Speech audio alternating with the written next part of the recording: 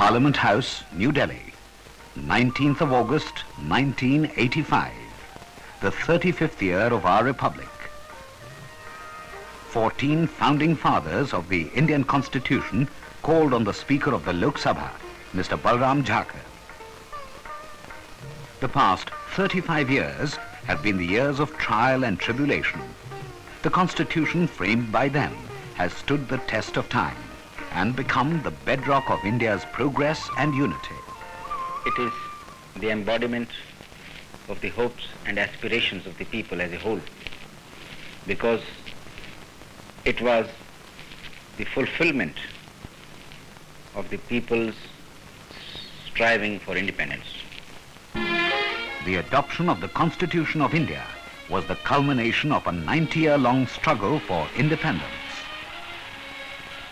For several years, the Congress had been demanding the right of the Indian people to frame their own constitution. In 1928, a committee was set up under the chairmanship of Motilal Nehru to lay down the principles of a constitution for India. The constitution recommended by the Nehru Committee envisaged a federal system of government with residuary powers vested in the centre and joint mixed voters for the houses of representatives and the provincial legislatures.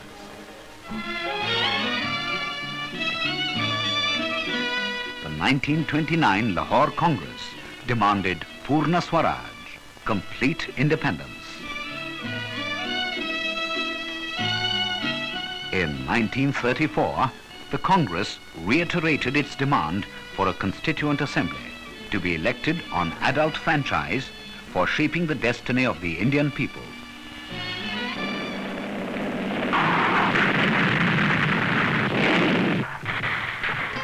After the end of the Second World War, a cabinet mission was sent to negotiate the transfer of power to India. The 16th of May 1946 statement of the cabinet mission announced framing of a future constitution for India by Indians themselves.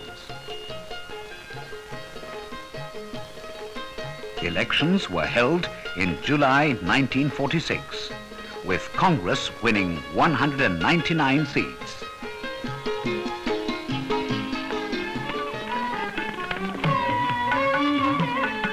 The Constituent Assembly met at Delhi on the 9th of December 1946. It was an impressive assembly of 207 eminent leaders and brilliant legal minds of the era. The Muslim League and a majority of the princely states abstained. Dr. Rajendra Prasad was elected as the permanent chairman. Welcoming the election, Sarvapalli Radhakrishnan said, "He is the suffering servant of India, of the Congress, and incarnates the spirit for which this country stands." Bulbul-e-Hind, the nightingale of India, to address us.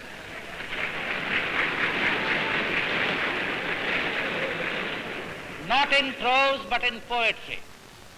Mr. Chairman, the manner of your calling me is not constitutional, it is poetic. It reminds me of some lines of a Kashmiri poet who said, "Bulbul ko gul mubarak, gul ko chaman mubarak, rangeen tabiyaton ko range sukhan mubarak." And today, we are steeped in the rainbow-colored tints of speech and speeches in praise of my great leader and comrade, Rajendra Prasad. Dr. Rajendra Prasad expressed the hope that the Constitution framed by the Assembly will be a model for all to follow. All that we need, all that we require is honesty of purpose, firmness of determination, a desire to understand each other's viewpoints, a resolve that we shall do justice. On the 13th of December 1946, Pandit Jawaharlal Nehru moved the Objectives Resolution. President, sir, I beg to move This Constituent Assembly declares its firm and solemn resolve to proclaim India as an independent sovereign republic and to draw up for her future governance a constitution wherein all power and authority of the sovereign independent India, its constituent parts and organs of government are derived from the people. Many eminent leaders participated in the debate. Second resolution. सभापति जी, जो प्रस्ताव आपके सामने मेरे भाई पंडित जवाहरलाल नेहरू ने रखा है, मैं उसका समर्थन करता हूं। Dr. Shama Prasad Mukherjee. It is a solemn and a sacred trust which we Indians have agreed to perform to the best of our ability. Dr. Ambedkar. Our difficulty is how to make the heterogeneous mess that we have today take a decision in common and march in a cooperative way on that road which is bound to lead us to unity. On the 22nd of January 1947, the Objectives Resolution was approved. The Constituent Assembly elected members of the Advisory Committee and formed 13 committees and subcommittees to look after the various aspects of constitution making.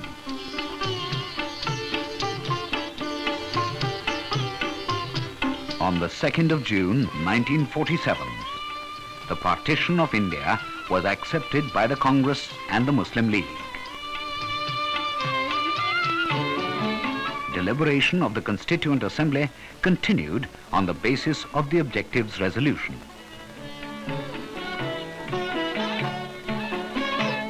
Many designs were received for the flag of independent India. On the 22nd of July 1947, Jawaharlal Nehru moved a resolution on the national flag. Resolved that the national flag of India shall be a horizontal tricolour of deep saffron, kesari, white and dark green in equal proportion. In the center of the white band, there shall be a wheel in navy blue to represent the charkha. On the 14th of August 1947, President of the Assembly, Dr. Rajendra Prasad, proposed that the Constituent Assembly of India has assumed powers for the governance of India and that the Constituent Assembly of India had endorsed the recommendation that Lord Mountbatten be the Governor-General of India from 15th of August 1947. The proposals were accepted by the Assembly. On the night of 14th and 15th of August 1947, Jawaharlal Nehru moved the resolution on India's independence. Long years ago, we made a tryst with destiny, and now the time comes when we shall redeem our pledge, not wholly or in full measure, but very substantially.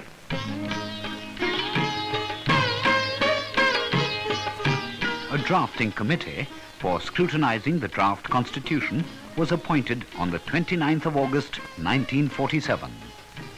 Dr. B.R. Ambedkar was its chairman, and Alladi Krishnaswamy Iyer, Gopalaswamy Iyengar, K.M. Munshi, Syed Muhammad Sadullah, Sir B.L. Mittar, and D.P. Khaitan were the other members. Before preparing the draft, constitutions of various countries were consulted. France, Ireland, Italy, Canada, United States of America, Soviet Union, Australia, Japan, and several others. On the 4th of November 1948, Dr. Ambedkar introduced the draft constitution in the Assembly. Each article of the Constitution was discussed threadbare and amended to meet the demands of the majority.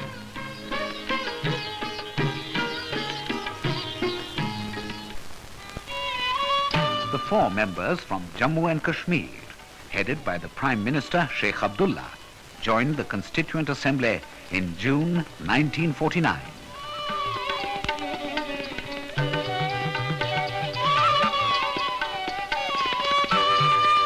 It was proposed that a preamble should spell out the aims and objectives of the Constitution. Many suggestions were received.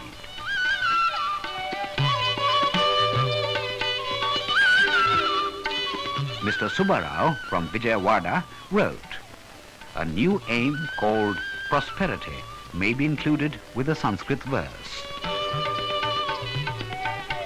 May the children beget their children, and their children beget grandchildren. Let the poor be rich." The preamble spelt out the aspirations, rights, and responsibilities of the citizens of India. We, the people of India, having solemnly resolved to constitute India into a sovereign democratic republic and to secure to all its citizens justice, social, economic, and political, liberty of thought, expression, belief, faith, and worship, equality of status and of opportunity, and to promote among them all fraternity, assuring the dignity of the individual and the unity of the nation. Article 1 of the draft Constitution was taken up on the 15th of November 1948. The members proposed an amendment for changing the name India to Bharat. The article was amended to read, "India, that is Bharat, shall be a union of states." The Constitution lays down the qualifications for citizenship of India. At the commencement of this Constitution, every person who is a domicile in the territory of India and who was born in the territory of India, or either of whose parents was born in the territory of India, shall be a citizen of India. Fundamental rights were framed with utmost care.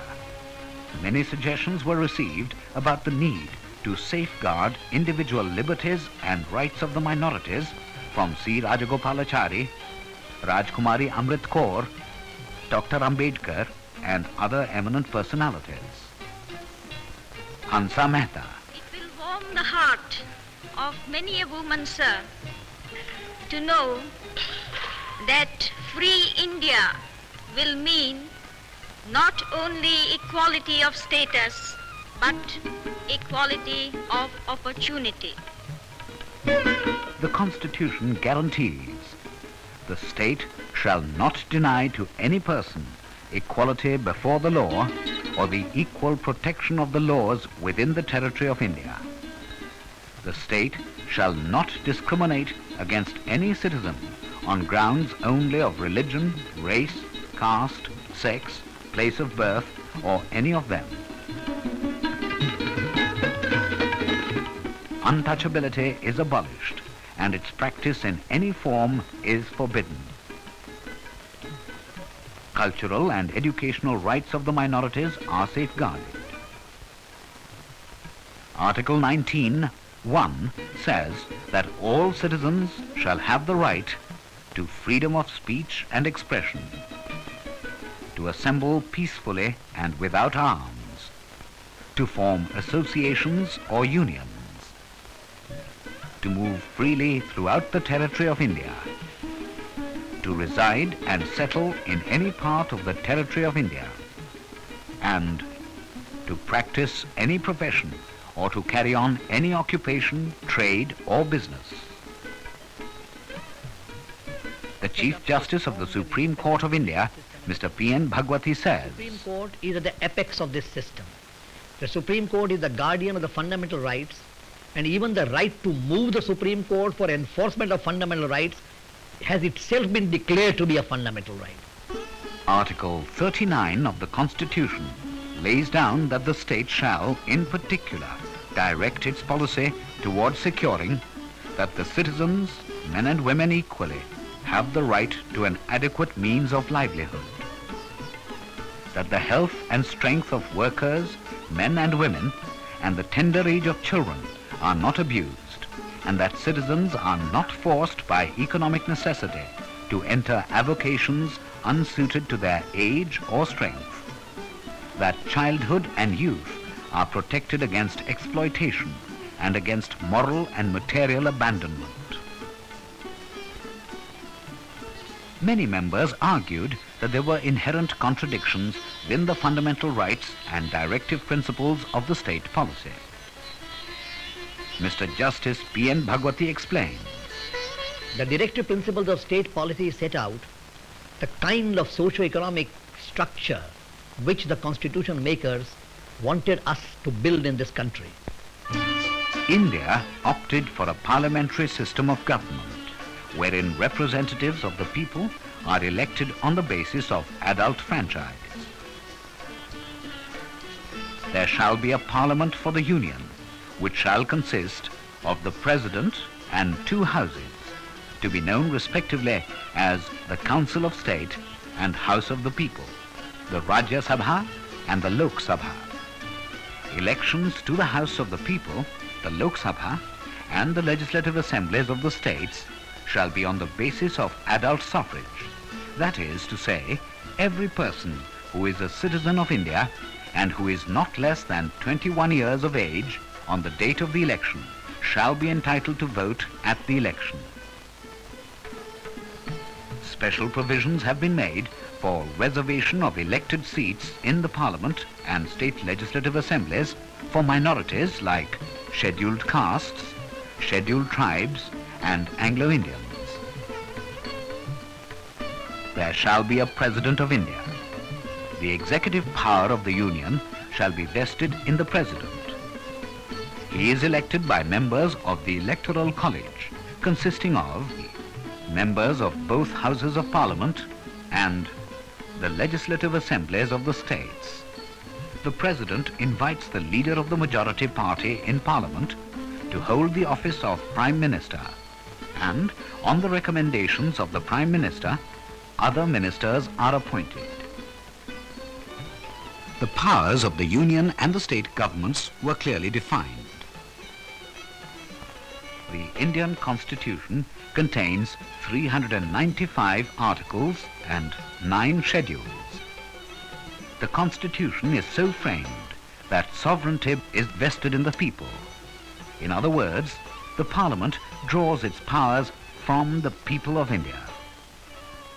The Constitution is not rigid and does not bind down future generations. It is flexible and can be amended by a 2/3 majority to meet the aspirations of succeeding generations.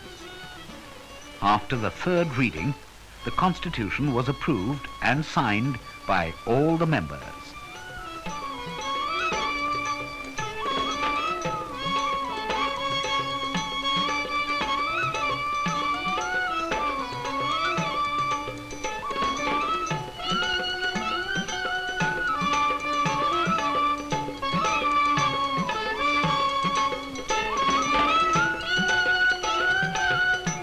On the 26th of November 1949, Dr. Rajendra Prasad, the President of the Assembly, put his signature and seal to the Constitution.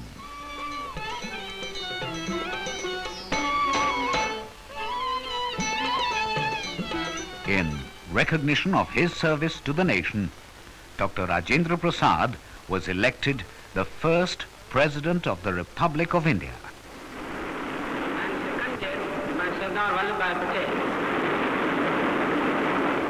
Under sub-rule 1 of Rule 8 of the President of India election rules, I hereby declare the Honorable Dr. Rajendra Prasad to be duly elected to the office of